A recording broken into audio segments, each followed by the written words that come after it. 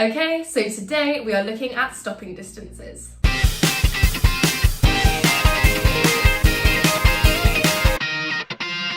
So, what affects the amount of distance you need for a car to stop? Well, the total distance, or stopping distance, is made up of two parts: your thinking distance and your braking distance.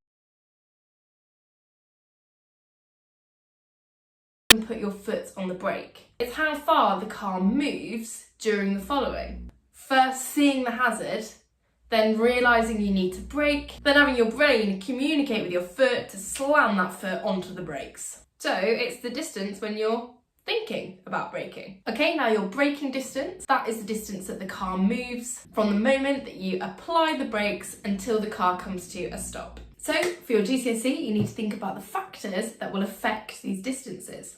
Let's look at factors that affect only the thinking distance first. And that is your reaction time. The longer it takes you to react to the hazard that you've seen, the longer your thinking distance will be. And a driver's reaction time can be affected by other factors, such as how tired they are, if they've taken any drugs, and whether there are other distractions, like screaming kids in the back of the car.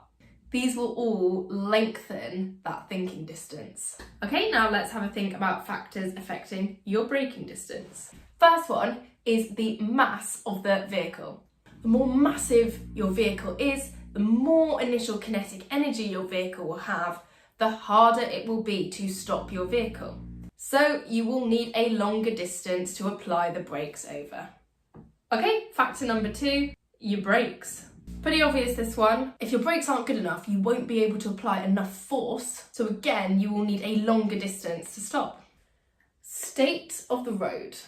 If you have water, ice, leaves, oil on the road, that can reduce the friction between the road and your tyres. This will increase your braking distance. Okay, and do any factors affect both my thinking and my braking distance?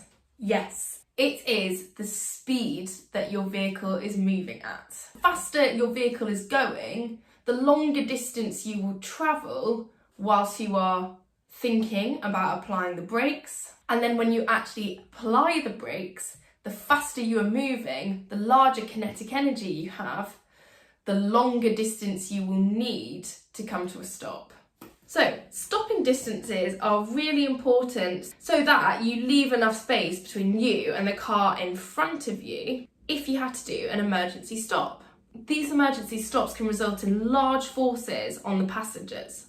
You need to be able to estimate some of these large decelerations. Estimate the force on a car as it decelerates from a typical motorway speed to a stop in 3.5 seconds. For this question, we are using the following formula: F equals mv minus mu divided by t. If you're not sure where that formula came from, have a look at Newton's third law and momentum.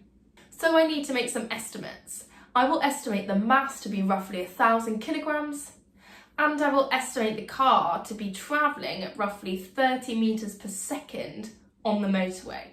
Okay, then I can do my calculation. 1,000 times 0 minus 1,000 times 30 divided by 3.5 is equal to minus 8,571 newtons. That minus sign just tells me the direction of the force. But since this was an estimate, roughly 9,000 newtons. Please make sure you like and subscribe. Download the notes for a list of all those different factors affecting stopping distance. Thanks for watching.